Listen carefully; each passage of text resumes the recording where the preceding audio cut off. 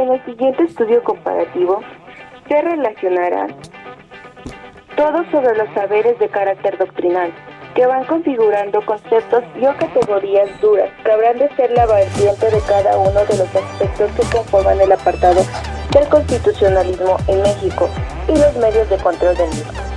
El segundo es el aprendizaje de carácter procedimental, en donde adquirimos habilidades para utilizar los saberes que hemos obtenido durante este curso y así fortalecer nuestras habilidades y conocimientos.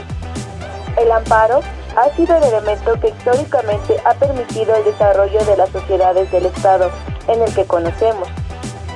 A través de este gran instrumento se ha logrado la organización y el control de la constitucionalidad de nuestro país, y es base de desarrollo de las sociedades y el ejercicio de nuestros derechos humanos.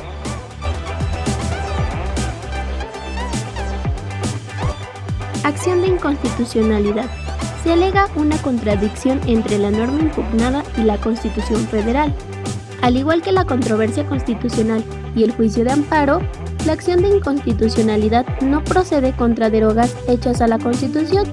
El objetivo de la acción de inconstitucionalidad, a diferencia del juicio de amparo y la controversia constitucional, no se hace para deducir un derecho propio o para defenderse de un agravio que les pudiera causar la norma jurídica, sino para defender el principio de supremacía constitucional.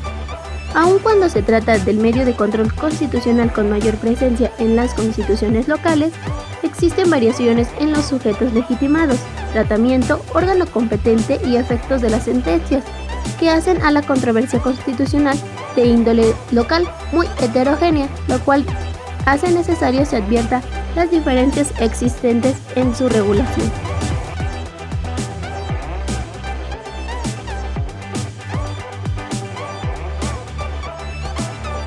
Una controversia constitucional es un proceso jurisdiccional seguido ante la Suprema Corte de Justicia de la Nación como instancia única en la que se dirimen conflictos de constitucionalidad o de legalidad surgidos a partir de las distribuciones competenciales en los distintos órdenes jurídicos o derivados del principio de división de poderes.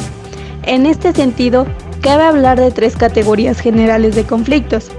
El primero, los que se presentan entre los distintos órdenes jurídicos, federal, estatal, del Distrito Federal y municipal, con motivo de la constitucionalidad o legalidad de normas generales o individuales.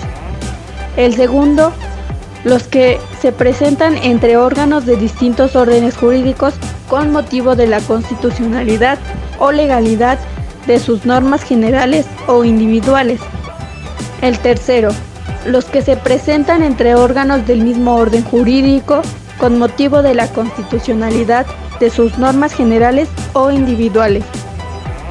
El objeto de la controversia constitucional es asignar una competencia a favor de un órgano. Así, en la sentencia se llegará a la conclusión de cuál fue el órgano que actuó indebidamente y fuera de su esfera de atribuciones, y por lo tanto se le asignará dicha competencia al indicado.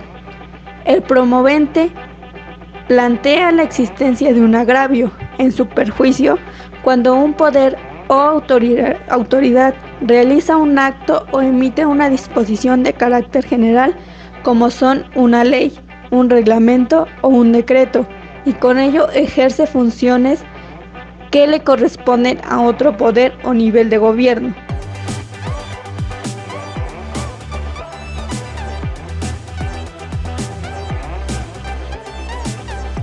Se ha dicho que el amparo es un medio de control de la constitucionalidad y de la convencionalidad que tiene cualquier persona para defenderse de la violación de sus derechos humanos y garantías cuando las ve transgredidas o destruidas por actos de autoridad, y procederá contra normas y actos que transmitan las autoridades. Las partes que intervienen serán, en el juicio de amparo, la autoridad responsable, el quejoso y el Ministerio Público Federal en su caso.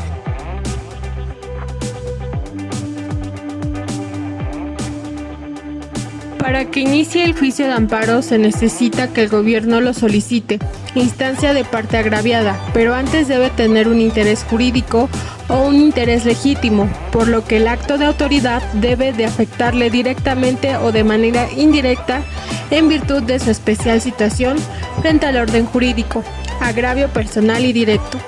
Un aspecto que es importante a considerar antes de iniciar la acción de amparo es que se debe de agotar todos los medios de impugnación que establezcan las leyes aplicables al caso concreto. Sin embargo, en algunos asuntos específicos habrán excepciones como la definitiva.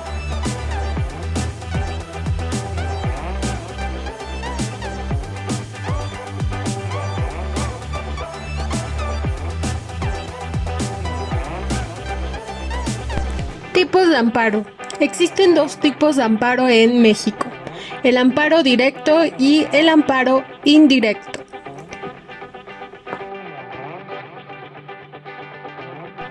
Tenemos en el amparo indirecto dos instancias: el juzgado de distrito, tribunal unitario de circuito.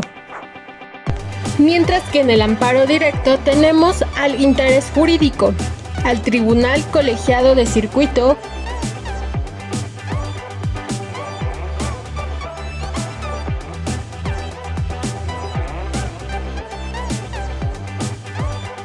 una vez se ha tomado en consideración lo anterior: a. Acreditar el interés jurídico o legítimo. B. Agotar recursos ordinarios. C. No se actualiza una causal de improcedencia o sobreseimiento.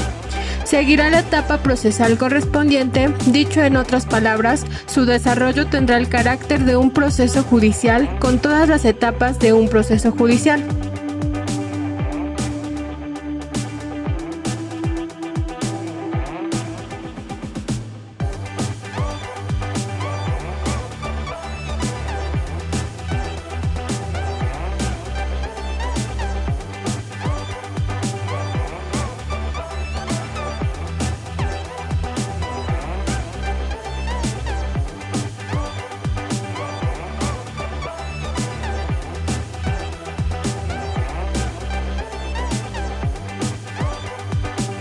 La Constitución Política del Estado de Veracruz fue la primera en incorporar mecanismos de control constitucional a nivel local, con la reforma del año 2000, la cual fue un revulsivo para que otras constituciones locales fortalecieran hacia su interior la justicia constitucional.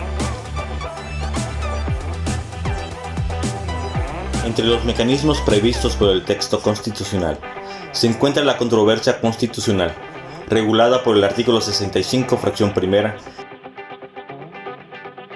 Y por último tenemos la conclusión. Y bueno, en el estado constitucional en el que vivimos se ha dejado de observar actitudes, valores, dogmas axiológicos y se ha dado premisa a la condición fáctica de la ley creada. De esa premisa queremos concluir que vivimos en un escenario de configuración de un modelo de Estado constitucional de derecho, nacido a su vez de la evolución del Estado en la posmodernidad.